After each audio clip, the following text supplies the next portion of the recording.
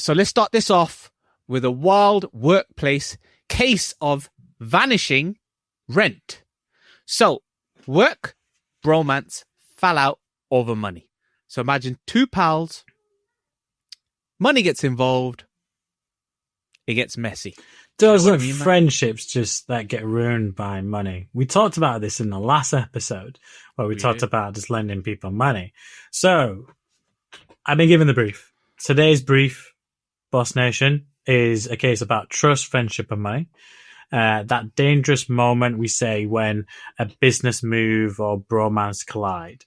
When your work bestie becomes your business partner, but it goes south. And I guess we can all talk about, friendships we lost because of some kind of business venture or some partnership or when money's been lent or something like that. So, Jay, break it down for us. So I want to break this down.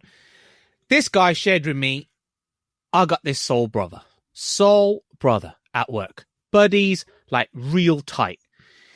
They decided to invest together in a rental property a few years ago. Set up a joint account for the rent to build up. So the money's going straight in. Everything was smooth until I checked the account and saw 2 years worth of rent of build up is gone. Vanished. I confronted it. He hit me with the classic, I needed it for something. I needed it for an emergency. And promised to put it back. It's been 2 weeks. And he hasn't. I do not know what to do. It's going to ruin our friendship. I do not want to ruin our friendship. But also, I do not want to be out of pocket. I don't want to be out of thousands. I need this money.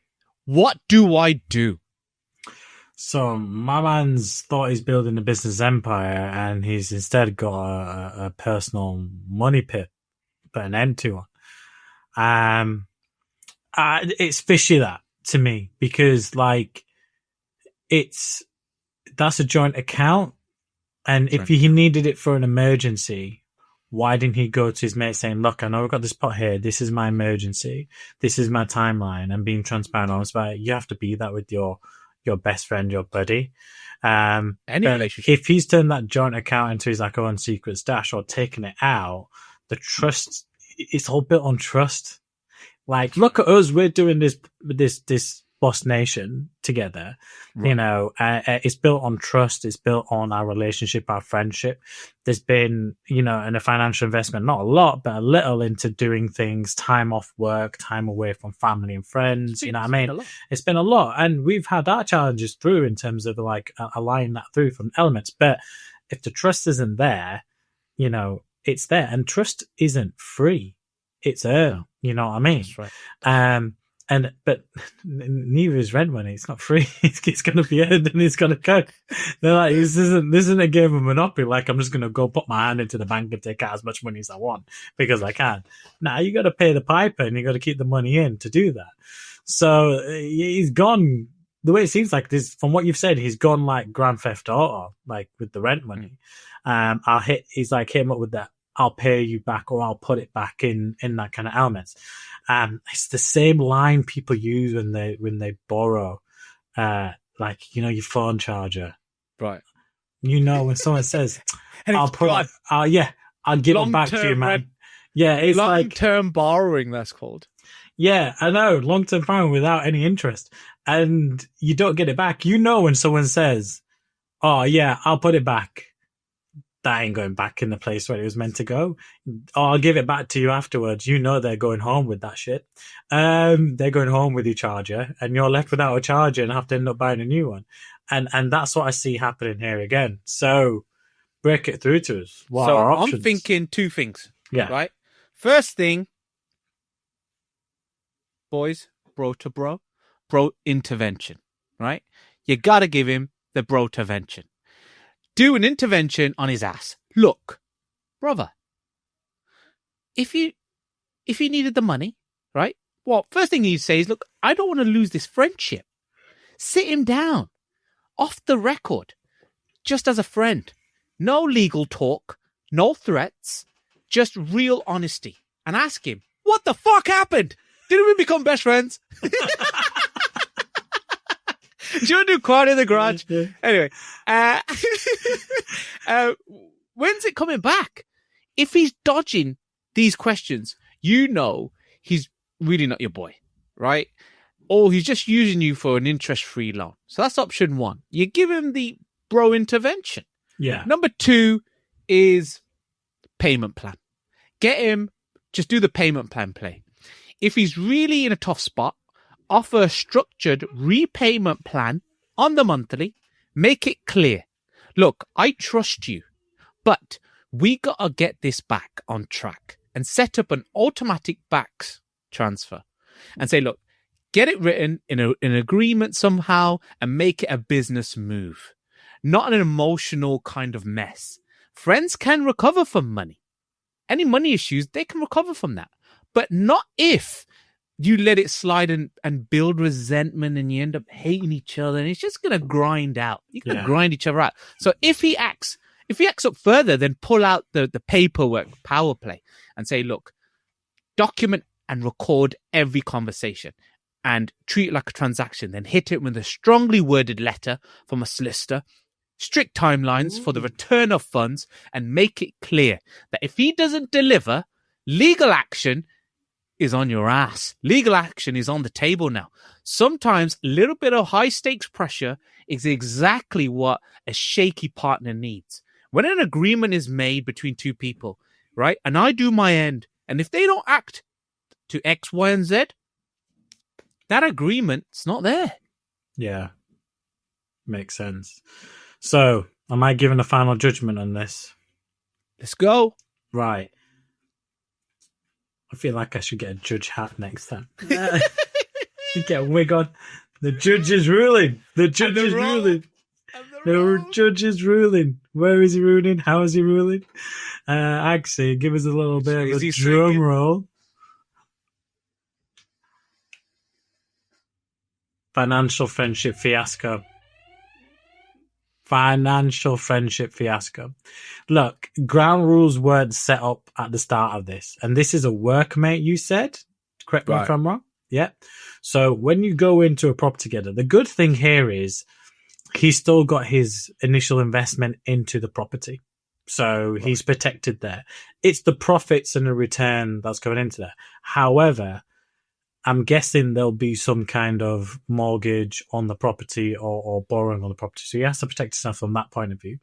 So I'm guessing it's what's left over from that, you know, etc. So you're right. I think it's not bro to bro. It's business. It's not personal. If you ever watch that film, you know, it's called You've Got Mail. And it's Joe Fox against The Shop Around the Corner. One of my favourite guilty pleasure films to watch, by the way. School. We're talking 1996. Yeah. Off the top of my head right now. Yeah. One of my like old films. But that where he goes, you know, go to the mattresses. It's business. It's not personal. So when it comes to business, and no matter how many people you have in your business, and this is coming from someone else's business, it's business, it's not personal. You have to put the business interest first. So in this position, he has to put the business interest first against his director. It's option 2. It's direct. Sit down. This isn't on. This wasn't approved. There needs to be clear guidelines in terms of elements. There should be withdrawal limits from each director, first of all, and any withdrawal limit above a certain amount needs both directors to sign off. So it's come from a joint account. So you need to set this up as an official company if you haven't, and you need to have real terms and laws and shareholders agreements. And that's why they've kind of done it, because if you don't have strict guidelines in place, you risk the investment going down and then also your friendship crumbling. Right. So don't let a joint account become your joint regret.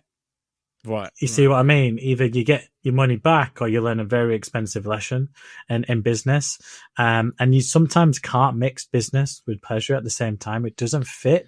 It depends if you've got the right people. So he needs to be very, very clear. Repayment plan, if you can. Direct, why did the money go? Where is the money? Is it going to come back? Right. If not, he needs to take the money that's taken out of his percentage in the house. Equity in the house. So there's a way to get it back and just say, look, if you're not going to pay it back in this time frame, then I'm going to take it out as equity. and you need to protect the payments, and you need to have a clear withdrawal limit put in place on the account as a direct elements from different directors, so you can't do it again. But this is going to taint your relationship.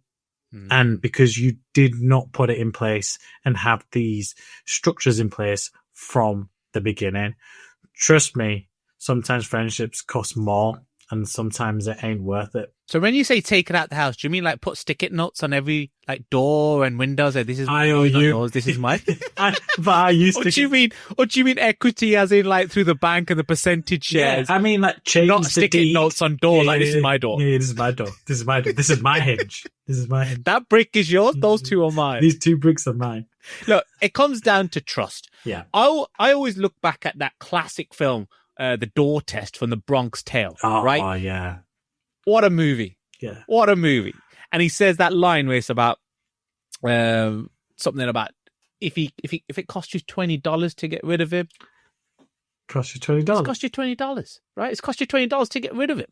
And then from my end, my interpretation of that door test theory in that movie was the way I saw it, how I applied it is if someone's really on your side and they're on your side, or they're selfishly just passing through in your life. So in the test, it was they were sat in the car, and if she doesn't unlock, she doesn't unlock the door for you, Yeah. is she just there for the free ride, or is she there like, oh, you can't get in, right? So are they selfishly passing through when they're about to kind of leave, or are they going to do the right thing for you, or are they just going to sneak out with the cash and your respect?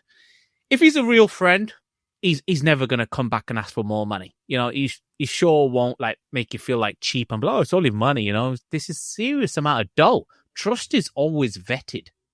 Yeah, you got to handle this like a boss. You know what I mean? Set boundaries, document everything.